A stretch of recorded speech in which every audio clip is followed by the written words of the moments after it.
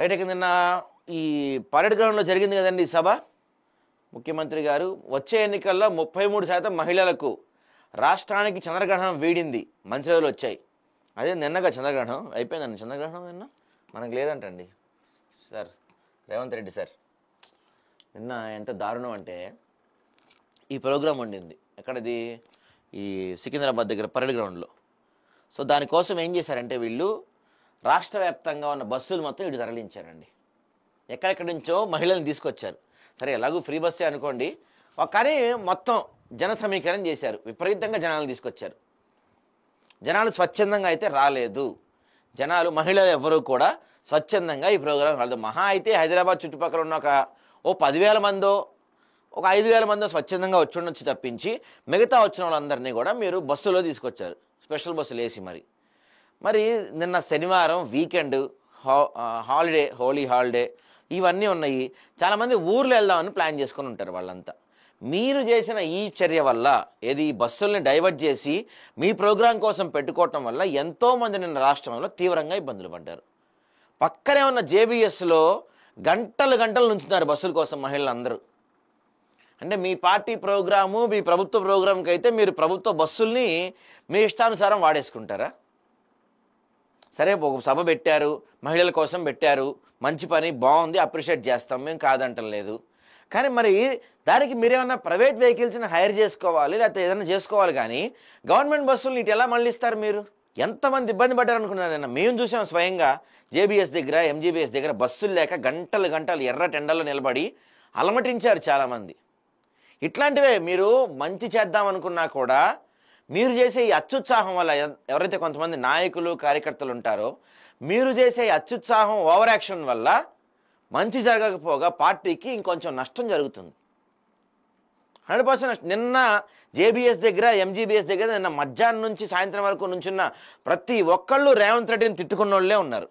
ప్రతి ఒక్కళ్ళు తిట్టుకుంటానే ఉన్నారు. ఏం బస్సులు లేవు, ఒక్క బస్సు లేదని ప్రతి ఒక్కళ్ళు తిట్టుకుంటానే తెలుసా. నిన్న ఇక్కడికి వచ్చిన మహిళలకు మీరు ఏదో చేద్దాం అనుకున్నారు, మంచి చేద్దాం అనుకున్నారు. ఆ మంచి ఎంత జరిగిందో తెలియదు, కానీ నిన్న చెడు మాత్రం బాగా జరిగింది మీకు. మహిళలందరూ మిమ్మల్ని పొట్టును తిట్టుకున్నారు. చూసుకోండి ఇలాంటప్పుడు. సరే చూద్దాం ఏమంటున్నారు. ఆడబిడ్డల ఆశీర్వాదంతో ఇందిరమ్మ పాలన, అన్నగా మాటిస్తున్నా, కోటీశ్వరులను చేస్తా, అన్ని రంగాల్లో సాధికారత సాధించేలా పనులు, నేటి మహిళలు వంటింటి కుందేళ్లు కాదు, ఆర్థిక శక్తిని బలోపేతం చేసే వీర నారీమణులు, దేశాభివృద్ధి వారి భాగస్వామ్యం అవసరం, మహిళా శక్తి సభలో సీఎం రేవంత్ రెడ్డి. దీని గురించి నమస్తే తెలంగాణలో ఏమన్నా రాశారా? చూద్దాం సరదాగా. వీళ్ళు ఈ మధ్య పంటల మీద బాగా పడ్డారు, పంటలు ఎండిపోతున్నాయి అని వాటి మీద పడ్డారు. కానీ వీళ్ళు ఎక్కడ మరి కవితక్క కూడా నేనేం ప్రోగ్రామ్ చేయలేదా మహిళా దినోత్సవం సందర్భంగా? అట్లాంటి వాళ్ళు ఏం బట్ట వీళ్ళకి మొత్తం నీళ్ళ గురించి రాశారుగా. స్వయం సహాయక సంఘాల సహకారంతో $1 ట్రిలియన్ స్థాయిని సాధిస్తాం. యాక్చువల్లీ ఈ కాన్సెప్ట్ అంటే ఇప్పుడు నిన్న జరిగిన ఈ సభ ఏదైతే ఉందో చాలా మంచి సభ అండి అది నిజంగా. ఎందుకంటే ఒక కుటుంబం అంటే ఒక ఆర్థిక వ్యవస్థ బలపడాలంటే మహిళలు బలపడాలి. చాలామంది అనుకుంటున్నారు ఫ్రీ బస్ వల్ల ఏదో నష్టం జరిగిపోతుంది, ఖజానాకి చాలా ఇబ్బంది జరిగిపోతుంది అనుకుంటున్నారు. కానీ ఫ్రీ బస్ వల్ల తెలియని మార్కెటింగ్ చాలా అవుతుంది తెలుసా మీకు. ఇప్పుడు మహిళలు ఉన్నారు, ఫర్ ఎగ్జాంపుల్ వాళ్ళు బస్సుల్లో ఫ్రీగా ఎడ తిరుగుతున్నారండి ఎక్కువ, ఈ టెంపుల్స్కో లేకపోతే ఇంకెడకడకో తిరుగుతున్నారు కదా. ఇప్పుడు ఫ్రీగా వాళ్ళు టెంపుల్కి వెళ్తే టెంపుల్లో వాళ్ళు దర్శనం టికెట్ కొంటారా, కొబ్బరికాయ కొంటారా, ప్రసాదాలు కొంటారా, ఇంకా మిగతా చాలా కొంటారు కదా. చీరలు మహిళలు వెళ్ళారంటే షాపింగ్లు గట్ర చేస్తారు కదా. సో దానివల్ల ఆ రెవెన్యూ మొత్తం మళ్ళీ ట్యాక్సుల రూపంలో గవర్నమెంట్గా వెళ్తుంది. అందుకు ఫ్రీ బస్ మంచి పథకమే, కానీ కొంచెం బర్డెన్ అవుతుంది గవర్నమెంట్కి. ఓకే, అలానే ఇప్పుడు వీళ్ళు ఏదైతే మహిళల్ని ఎంపవర్మెంట్ చేద్దాం అనుకుంటారు, అంటే సాధికారత దిశగా, అంటే మహిళలు ఓన్గా డెవలప్ అయ్యేలా చేద్దాం అనుకుంటారు. అది మంచి విషయమే చెప్పాలంటే. ఎందుకంటే మహిళలు డెవలప్ అయితే కుటుంబాలు డెవలప్ అవుతాయి, కుటుంబాలు డెవలప్ అయితే ఆర్థిక వ్యవస్థ బలపడుతుంది, రాష్ట్రం బాగుపడుతుంది. ఈరోజు మనం చూసుకుంటే బయట ఇప్పుడు టైం ఎంత, దాదాపు ఈ పాటికి మనకి ఈ వాటిని ఏమంటారు, ఈ వైన్ షాపులు ఓపెన్ అవుతాయి. ఇక వీళ్ళు మహిళలు కష్టపడి తెచ్చిన డబ్బులు మొత్తం వీళ్ళు ఆ నుంచొని పోయి తాగుతా తిరుగుతూ ఉంటారు. సండే వస్తే నాకు తెలిసి 10 గంటలకే ఎప్పుడు ఓపెన్ అవుతాయి బెల్ట్ షాపులు? 10 11 10 9ంటికి ఓపెన్ అవుతాయా? 9ంటికి ఓపెన్ అవుతాయంట. 9ంటికి లేచి గుడికి ఎవడు వెళ్ళదు, కానీ బెల్ట్ షాప్కి మాత్రం పోతాడు 9 రాత్రి 11 దాకా. డబ్బులే డబ్బులు, డబ్బులే డబ్బులు. అవునండి, నాకు ఎప్పటి నుంచో ఒక డౌటు. సహజంగా ఎవరైనా ఏదైనా బిజినెస్ పెడుతుంటే, ఏ బిజినెస్ అయినా తీసుకోండి, వాట్ ఎవర్, హోటల్ కానీ ఏదన్నా ఏ బిజినెస్ పెడుతున్నా వాళ్ళు ఏంటి, అరే ఇక్కడ వాస్తు బాగుందా లేదా, లేకపోతే షాప్ పేరు బాగుందా లేదా, దీనికి పబ్లిసిటీ బాగుందా లేదా, రోడ్ ఎదురుగా ఉంటే ఏదో అంటారు కదా, రోడ్ షో లేదో అంటారు కదా, అట్లా ఉందా లేదా, ఇది కలిసి రాదు, ఇట్లాంటివి చాలా చూసుకుంటారు కదా. మరి వైన్ షాపులకి ఎందుకు ఈ నియమాలు వర్తించవు? ఏడన్నా చూసారా మీరు తెలుగు రాష్ట్రాల్లో వాస్తు బాలేదని వైన్ షాప్ నడవలేదు, లేకపోతే ఇక్కడ దాన్ని ఏమంటారు, వాస్తు బాలేదని ఇక్కడ వైన్ షాప్కి సరిగా సేల్స్ అవ్వట్లేదు, కంపెనీ సరిగా ప్రమోషన్ లేదనో, లేకపోతే పేరు బాగాలేదనో, ఇంక మిగతా కారణాలతో ఆ వైన్ షాప్ నడుస్తలేని ఎక్కడ ఉందా ఇంతవరకు రాష్ట్రం చూసారా మీరు ఎప్పుడన్నా? అదేంటంటే ఈ వాస్తు వైన్ షాప్కి వర్తించదా? చాలామంది కొంతమంది క్రిస్టియన్స్ ఇలాంటి వాళ్ళు చాలామంది, అంటే నేనేం తప్పడట్లేదండి, చాలామంది క్రిస్టియన్స్ ఏమంటారు, మేము దేవుడి ప్రసాదం తినము, దేవుడి చెప్తూ ఉంటారు. కానీ ఆల్మోస్ట్ 90% వైన్ షాపుల పేర్లు మన దేవుడి పేర్లే ఉంటాయి. 90 కాదు 100% అయ్యే ఉంటాయి. శ్రీ వెంకటేశ్వరరావు వైన్స్, కదిలి వచ్చిన కనకదుర్గమ్మ వైన్స్, ఈ పేర్లతో ఉంటాయి. మరి ఆటికి వెళ్తారు. సరే, ఇప్పుడు ఇదంతా ఎందుకు చెప్తున్నా అంటే, మనం మహిళల్ని మీరు ఎంపవర్మెంట్ చేస్తున్నారు కాదంటల్లా, కానీ ఇటుపక్క నుంచి వీళ్ళు కష్టపడి సంపాదించే డబ్బులంతా వాళ్ళ ఇంట్లో ఎవడో ఒకడు, ఒకప్పుడు తండ్రి ఒక్కడే తాగేటోడు, ఇప్పుడు కొడుకులు కూడా తయారయ్యారు. తండ్రి కొడుకులు కూర్చొని మోపవుతున్నారు చాలా చోట్ల దరిద్రులు. అదేమంటే మా పద్ధతి, మా విధానం, మా సంస్కృతి అంటున్నారు. మీ సంస్కృతి కాదంటల్లా, కాకపోతే ఎంత స్థాయి వరకు, ఎంత లిమిట్ వరకు. సరదాగా ఒక క్వార్టరో హాఫో తాగచ్చు, తప్పులేదు. మరి పొద్దున్న 9ంటికి వెళ్ళిపోయి వైన్ షాపుల ముందు నుంచొని ఫుల్ తీసుకొని 9 నుంచి రాత్రి 11 దాకా అదొక ఉద్యమంలో తాగుతున్నారు. బానిసలు అయిపోతున్నారు మెల్లమెల్లగా దానికి. సో ఆ మహిళ మనం చూస్తే ప్రతి గ్రామాల్లో కావచ్చు, మండలాల్లో, జిల్లాల్లో ఎక్కడ చూసినా మహిళలు ఇప్పటికి కూడా ఈ వాటినేమంటారు, ఈ కూలి పనులకు కావచ్చు, లేకపోతే ఏమంటారు ఆ పనులకి వాళ్ళు వెళ్తూ ఉంటారు. వ్యవసాయ పనులకు కావచ్చు, ఇట్లాంటి వాటికి వాళ్ళు వెళ్ళి అరాకొర సంపాదించుకొని తీసుకొస్తే, ఒకప్పుడు తండ్రి ఒక్కడే లాక్కొని డబ్బులు తాగేటోడు, ఇప్పుడు కొడుకులు కూడా లాక్కొని డబ్బులు తాగుతున్నారు. అన్ని చోట్ల చూస్తున్నాం మనం. మీరేం చేయాలి మరి దానికి? ఆర్థిక ప్రగతికి మీరు ఆడబిడ్డలే అండా అని చెప్తున్నారు, కానీ ఆడబిడ్డలకి మీరేం అండగా ఉంటున్నారు? బెల్ట్ షాపులు విపరీతంగా లైసెన్స్ ఇచ్చింది మీరే. మేమేం బెల్ట్ షాపుల్ని మొత్తం ఎన్టీ రామారావు లాగా మొత్తం బ్యాన్ చేయమని చెప్పట్లా, అది మనతో సాధ్యం కాని పని. ఇప్పుడు బెల్ట్ షాపులు లేకపోతే ప్రభుత్వాలు కుప్పకూలిపోతాయి, ఆర్థిక వ్యవస్థలు కుప్పకూలిపోతాయి. బెల్ట్ షాపుల్లో ఈ వైన్స్ లేకపోతే గవర్నమెంట్లు నడపగలుగుతాం? గవర్నమెంట్లు ఆర్టీవీ వచ్చే డబ్బులే నడుపుతుంది. సరే, నేనేమంటా అంటే వాటిని ఏం తగ్గించేమనో తీసేమనో అంటల్లా, కానీ దానికి ఒక లిమిటేషను, మరీ గుళ్ళ పక్కనో బళ్ళ పక్కనో, లేకపోతే మనకి ప్రతి గ్రామానికి, ప్రతి మండలానికి, ప్రతి చోట గవర్నమెంట్ హాస్పిటల్స్, ఈ తర్వాత వీటిని ఈ హాస్పిటల్స్ ఉన్నాయో తెలియదు, కానీ ఎక్కడ చూడండి రాష్ట్రంలో మీరు మారుమూల గ్రామం అయినా, పల్లెటూరు అయినా, కుగ్రామం అయినా సరే ఆడో బెల్ట్ షాప్ ఉంటుంది. అఫీషియల్ బెల్ట్ షాప్ కాకపోయినా ఈ లైసెన్స్ లేకుండా నడుపుతారు కదా, వాటిని ఏదో అంటారు, ఆ షాప్స్ చాలా చోట్ల ఉంటాయి. మరి వాటిని మీరు కట్టడి చేయకుండా మహిళల్ని మీరు ఎంత ఎంపవర్మెంట్ చేసినా ఉపయోగం ఏముంది? ఇప్పుడు ఒక మహిళ కష్టపడుతుంది, రోజంతా కష్టపడి సాయంత్రానికి ఒక 500 కూలి డబ్బులు తీసుకొస్తుంది అనుకుందాం. 500 ఇస్తారా మనకి? ఎక్కడన్నా బయట ఇస్తారా? 500 ఇస్తారా? సరే, 500 తీసుకొస్తారు అనుకుందాం మనం. 500 తీసుకొస్తే ఆ రోజు ఇంట్లో బియ్యానికి కానీ, లేకపోతే మిగతా సరుకులకు కానీ, వాటికి ఒక 200 ఆమె ఖర్చు పెడతారు. మిగతా 300 దేనికన్నా దాద్దాం అనుకుంటే, ఈ మొన్నటిదాకా ఒక్క మొగుడొచ్చి లాక్కుంటాడు, ఇప్పుడు కొడుకు కూడా మోపయ్యారు, ఇద్దరు వచ్చి లాక్కుంటున్నారు డబ్బులు కొట్టి. ఇంకా ఏం ఉపయోగం మహిళలు కష్టపడడానికి, ఎంపవర్మెంట్కి? బెల్ట్ షాపులు తగ్గించకుండా మీరు ఎక్కడ పడితే అక్కడ వాటికి విచ్చలుడిగా లైసెన్సులు ఇచ్చేసి, విచ్చలుడిగా ప్రజలందరినీ మద్యం తాగండి అని మీరు ఎంకరేజ్ చేస్తుంటే, వీళ్ళు ఎంత సంపాదించి ఏం ఉపయోగం ఉంటుందండి? ఏమైనా ఉపయోగం ఉంటుందా కొంచెమైనా? మరి దాని దిశగా మీరు చర్యలు చేపట్టాలి. తర్వాత మీరు చెప్తున్నారు కొన్ని ఇప్పుడు రైస్ మిల్లులు ఇస్తామని చెప్తున్నారు, మహిళా సంఘాలకు రైస్ మిల్లు ఇస్తామని చెప్తున్నారు. తర్వాత అసెంబ్లీ ఎన్నికల్లో 33% మహిళలకు ఇస్తామని చెప్తున్నారు.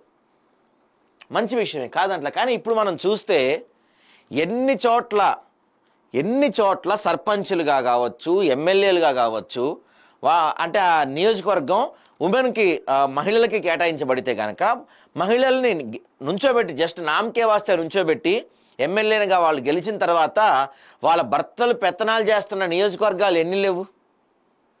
ఎన్ని లేవు? లక్షల్లో ఉంటాయి లెక్క పెడితే మన దగ్గర. నియోజకవర్గాలు కావచ్చు, సర్పంచులు కావచ్చు, రైస్ మిల్లులు కావచ్చు, వాట్ ఎవర్, మహిళలకు కేటాయించినవి లాక్కొని వాళ్ళ హస్బెండ్సో లేకపోతే తండ్రిలో ఎవరో ఒకళ్ళు పేరుకే మహిళ ఎమ్మెల్యే అక్కడ నడిపేది మొత్తం ఈడుంటాడు వెనకాల. చాలా చోట్ల ఉన్నాయి ఇవి, లేవనకండి మీరే, ప్రతి చోట ఇవే ఉన్నాయి. మరి ఏంటి ఉపయోగం వీటి వల్ల? ఇలాంటి వాటి వల్ల ఏమైనా ఉపయోగం ఉంటుందా? ఏం ఉపయోగం ఉండదు కదా ఇలాంటి వాటి వల్ల. సో చూద్దాం ముఖ్యమంత్రి గారు ఏమంటున్నానంటే, మహిళా దినోత్సవం సందర్భంగా రాణి రుద్రమ చాకలి ఐలమ్మ స్ఫూర్తితో మా ఆడబిడ్డలు రాష్ట్ర రాజధానిలో తమ ఆత్మగౌరవాన్ని చాటారు. ఏ మార్పు కావాలని వారు ఆశీర్వదించారు. ఇప్పుడు అది స్పష్టంగా కనిపిస్తుంది. తెలంగాణకు పట్టిన 10 ఏళ్ల గ్రహణం తొలగి వారంతా ఇవాళ స్వేచ్ఛను పొందుతూ వెలుగులు చూస్తున్నారు. నిజంగా ఈ మాట ఏదైతే ఉందో మరోసారి చదువుతా చూడండి. నేను ముఖ్యమంత్రి గారు చెప్పిన దాంట్లో హైలైట్ పాయింట్ అనమాట ఇది. మహిళా దినోత్సవ సందర్భంగా రాణి రుద్రమ చాకలి ఐలమ్మ స్ఫూర్తితో మా ఆడబిడ్డలు రాష్ట్ర రాజధానిలో తమ ఆత్మగౌరవాన్ని చాటారు. ఏ మార్పు కావాలని వారు ఆశీర్వదించారో ఇప్పుడు అది స్పష్టంగా కనిపిస్తుంది. తెలంగాణకు పట్టిన 10 ఏళ్ల గ్రహణం తొలగి వారంతా ఇవాళ స్వేచ్ఛను పొందుతూ వెలుగులు చూస్తున్నారు.